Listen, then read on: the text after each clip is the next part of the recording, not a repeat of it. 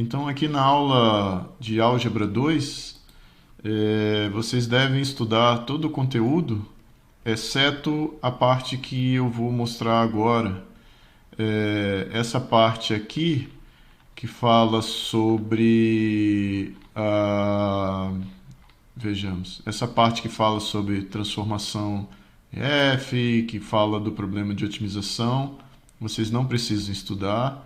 Então, o slide número 5 não precisa estudar. O slide número 6 também não precisa, é o slide que fala sobre a parte de derivadas. E o slide número 7 também não tem necessidade de estudar eles. Agora, o slide número 8, sim, é interessante vocês estudarem, e sugiro vocês, no slide número 8, desenvolver esse procedimento que está mostrado aqui no MATLAB. Se você tiver o MATLAB, sugiro você refazer essas contas que estão mostradas aqui no MATLAB. Tudo bem? Então, o slide número 8 é um slide de exercício no MATLAB. Sugiro que vocês façam, se você tiver o MATLAB. E a partir do slide número 9, sim, o slide número 9 é importante. Depois o slide número 10 é o slide, na verdade, mais importante dessa aula, que é o slide que traz as definições de range, de matriz, de rank, de matriz e de espaço nulo de uma matriz. Então o slide número 10 é muito, muito importante.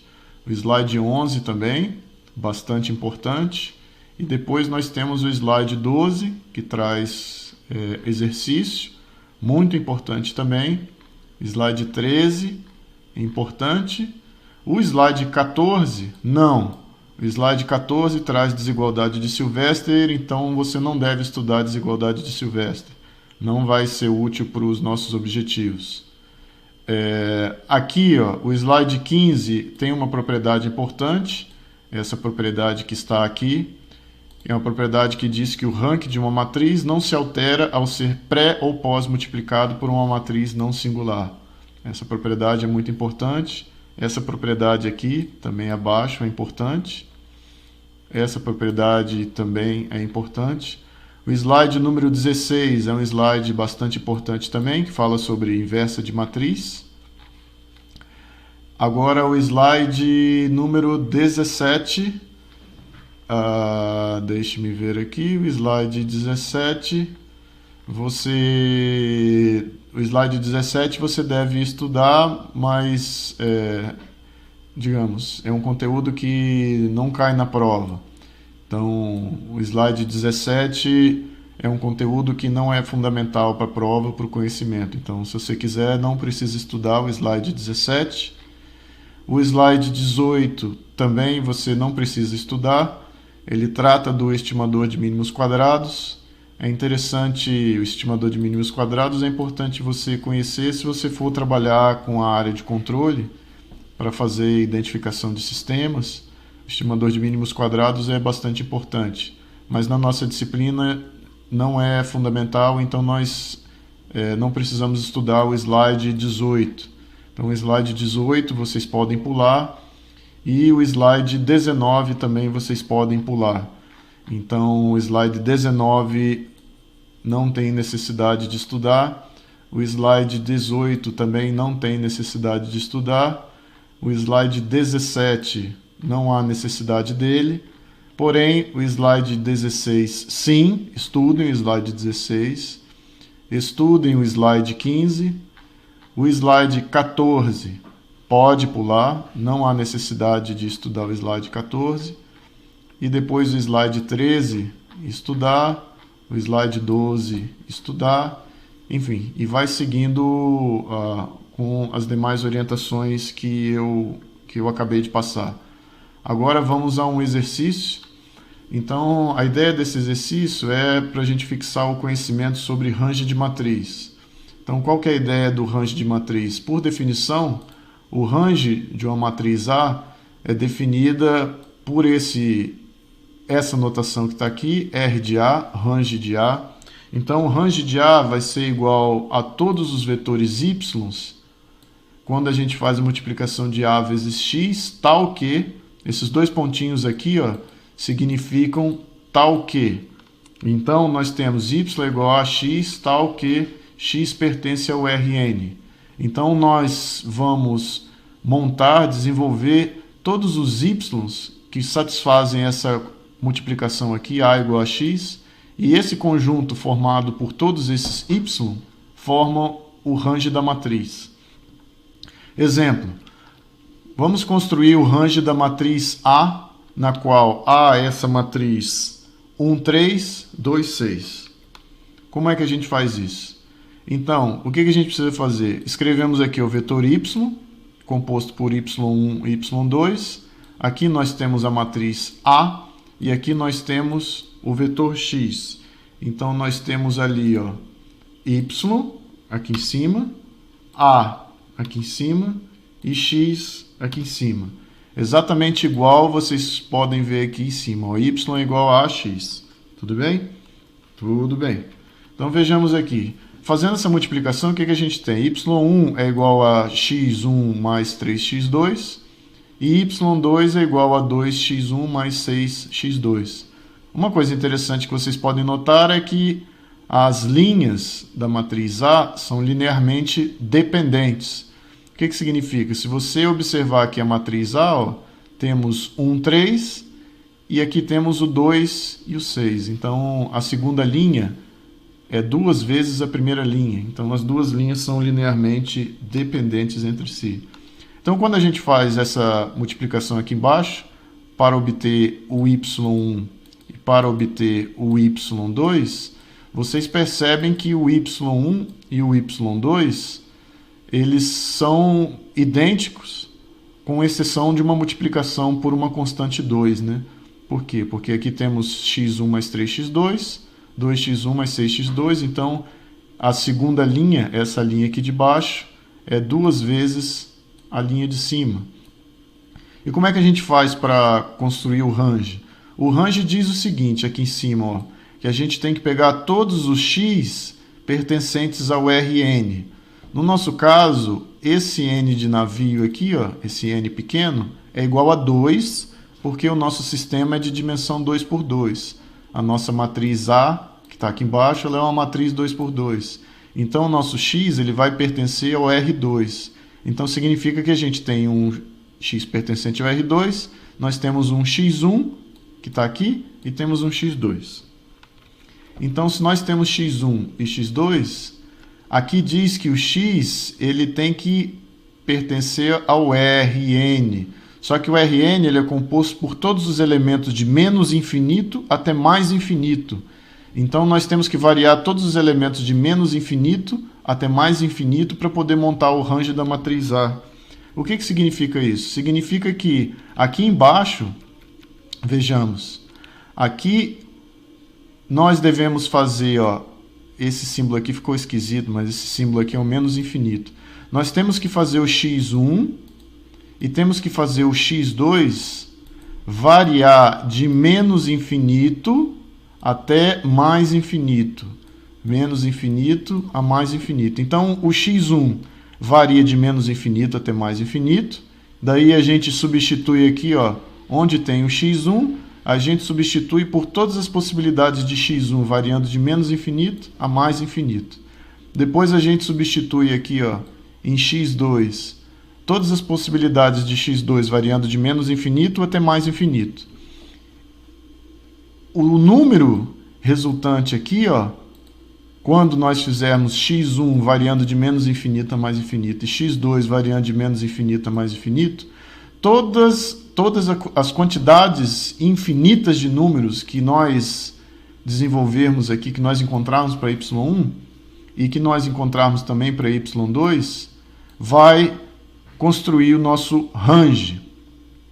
Então, o nosso range, quando nós olharmos aqui em cima, ó, o nosso range vai ter, nesse caso particular do exercício, uma quantidade infinita de elementos. Por quê? Porque aqui o y1 ele é desenvolvido através da quantidade infinita de elementos que nós colocamos em x1, da quantidade infinita de elementos que nós colocamos em x2. Depois o y2 aqui embaixo vai ser construída por uma quantidade infinita de elementos de x1 e por uma quantidade infinita de elementos x2. Mas toda vez quando você variar o x1 com a quantidade infinita de elementos aqui em cima, você tem que variar também a quantidade infinita de elementos de x1 aqui embaixo. Quando você mexer em x2, quantidade infinita de elementos em x2 em cima, quantidade de elemento infinito de x2 embaixo, simultaneamente. Então, recapitulando, vai fazer com que o x1 esteja variando com a quantidade infinita de elementos e a quantidade de x2 variando com a quantidade infinita de elementos. Daí você vai obter o seu conjunto, o range da matriz A, que é aqui em cima, com uma quantidade infinita de elementos. Tudo bem. Então, aqui no nosso exemplo em particular, nós temos que o y1 será uma combinação linear. Vamos recapitular. O y1 é uma combinação de x1 mais 3x2 e o y2 vai ser 2x1 mais 6x2. Toda vez que eu variar o x1 aqui em cima, vou ter que variar também o x1 aqui embaixo. Quando eu variar o x2 aqui em cima, eu vou ter que variar o x2 ali embaixo. Tudo bem. Agora, o range tem uma quantidade infinita de elementos. Pergunta: o vetor 1 e 2 pertence ao range da matriz A? Como é que a gente faz para saber isso? Será que o range, aqui, ó, o range da matriz A, será que dentro dele existe esse elemento aqui, ó, 1 e 2? Como é que a gente faz para saber? Bem, para que ele satisfaça o 1 e o 2, nós precisamos colocar aqui, ó, onde está o y1 e onde está o y2, a gente coloca o 1 e o 2. Vamos ver. Vamos ver. Vamos voltar ali. Se eu colocar aqui, ó, 1 e aqui embaixo o 2, será que existe algum x1 e x2, aqui x1 e aqui x2, aqui x1 e aqui x2, que satisfaça essa relação aqui, ó, 1 em cima e 2 embaixo? Bem, vejamos. Uma possibilidade seria, se o x1 for igual a 0, se o x1 for igual a 0 aqui em cima, lembra, ele tem que ser 0 aqui embaixo também. O x2 tem que assumir que valor? Bem, o x2 teria que assumir o valor... Qual valor que ele deveria assumir, pessoal? 1/3, não é? 1/3. Por quê? 3 vezes 1/3 dá 1, né? Então, opa, essa relação aqui em cima deu ok. Agora, será que se eu colocar esse mesmo 1/3 ali embaixo, vai dar certo? 1/3 vai dar certo? 6 multiplicado por 1/3 dá quanto? 2. Então, satisfaz essa relação. Então, eu consegui encontrar um valor para x1 e x2 que satisfaça essa relação. x1 e x2 são únicos? Eu poderia ter escolhido outros valores aqui. Ao invés de eu colocar o 0 e colocar 1/3, poderia tentar encontrar outros valores? Sim, poderia encontrar. Então, nós conseguimos encontrar valores para x1 e x2 na qual essa relação é satisfeita. Então, isso significa o seguinte, que o vetor 1, 2, sim, pertence sim ao range de A. Então, a resposta é verdade. A resposta é sim. Agora, segunda pergunta. O vetor 0, 0 pertence ao range de A? Sim ou não? Então, vamos ver lá. 0 aqui e 0 aqui.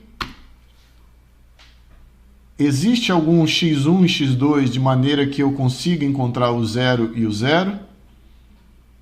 Existe sim. Se eu colocar aqui, ó, 0 e 0, aqui embaixo 0 e 0, então significa que o vetor y vai ser 0, 0. Beleza, consegui a relação, então a resposta é sim. O range, sim, o vetor 0, 0, que é o vetor nulo, pertence sim ao range de A. Agora, o vetor menos 10 e 4 pertence ao range de A? Vejamos. Se nós colocarmos aqui em cima menos 10 e colocarmos aqui embaixo 4, nós conseguimos encontrar x1 e x2 que satisfaçam essa relação? Bem, a gente pode tentar atribuir valores aqui para x1. Por exemplo, se x1 for igual a... vamos colocar aqui, ó, 10, e o x2 for igual a 0, satisfaz a primeira relação? Satisfaz.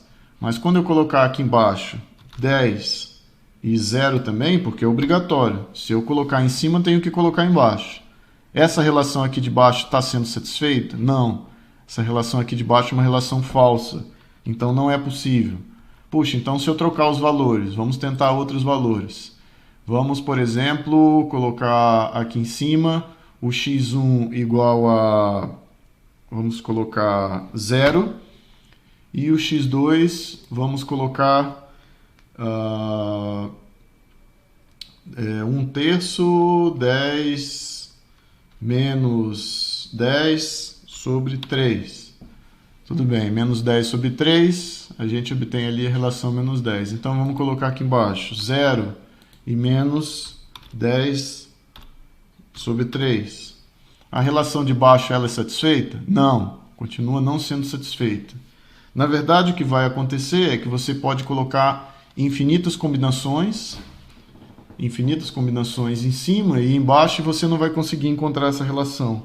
Por quê? Porque não vai existir x1 e x2 de maneira que você colocando x1 aqui em cima e colocando x1 simultaneamente embaixo, x2 em cima e x2 embaixo, você vai obter essa relação menos 10 e 4.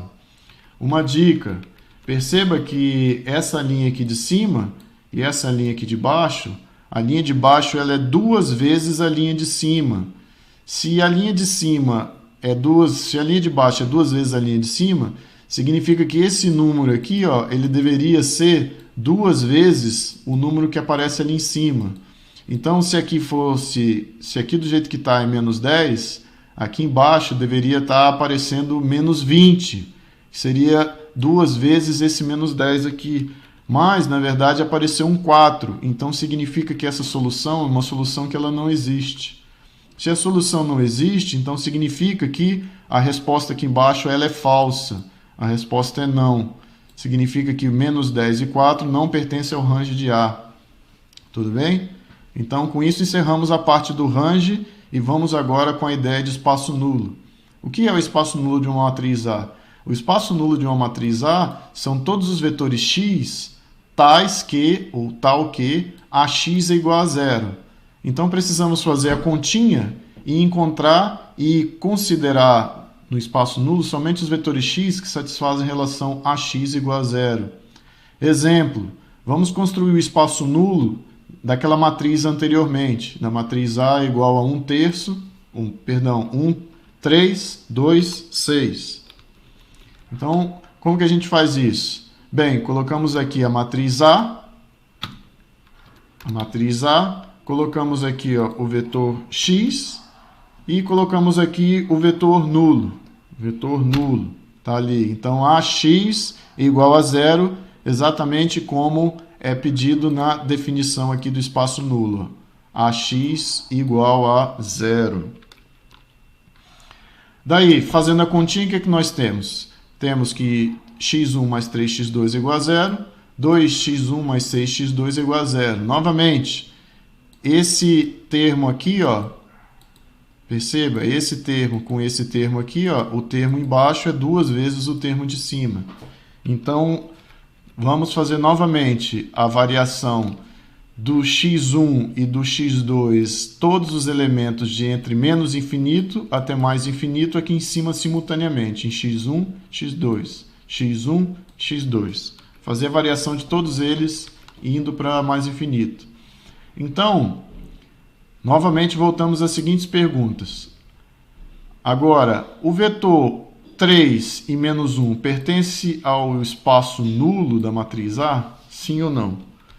Como é que a gente faz para saber se o vetor 3 e 1 pertence ao espaço nulo da matriz A? Nós pegamos o 3 e 1, substituímos ali em cima. Então, 3 aqui, menos 1 aqui, 3 aqui, menos 1 aqui. Essa relação continua sendo válida? Sim, é válida, porque 3 mais 3 vezes menos 1 dá 0, 2 vezes 3 dá 6, mais 6 vezes menos 1 dá menos 6, dá 0. Então, opa, as duas equações foram satisfeitas. Se as duas equações foram satisfeitas, significa que sim, esse vetor pertence ao espaço nulo da matriz A. Agora esse vetor aqui, ó, 2 menos 1, pertence ao espaço nulo da matriz A? Vejamos. 2 menos 1. 2 menos 1. Satisfaz ou não satisfaz? Não satisfaz. Por quê? Porque aqui, logo nessa primeira equação, já deu uma falsidade. 2 menos 3 dá menos 1. Menos 1 não é igual a 0. Então, opa, a resposta ali embaixo então é falsa. Não. Esse vetor 2 menos 1 pertence ao espaço nulo? Não, não pertence ao espaço nulo. Agora a próxima pergunta é, e o vetor nulo, pertence ou não pertence ao espaço nulo? O que vocês acham?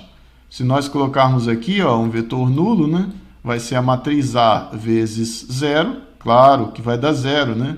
Então, se nós substituirmos aqui, ó, 0, 0, 0 e 0, obviamente essa relação é satisfeita, então a resposta é sim. O vetor nulo satisfaz e sempre está dentro do espaço nulo. Então essa aqui é até uma questão interessante para questão de verdadeiro ou falso, que pode cair na prova. É verdade afirmar que o vetor nulo sempre faz parte do espaço nulo? Sim, é verdade. Por quê? Porque se a gente coloca aqui na relação ax igual a 0 e multiplica x igual a 0 aqui, ó, vai ser a vezes 0, vai dar 0. Então, o vetor nulo, o vetor composto pelos elementos nulos, sempre vai fazer parte do vetor do espaço nulo. Então, agora encerramos essa atividade complementar, a videoaula complementar. Em breve teremos mais material, mais listas de exercícios para vocês fazerem e entregarem.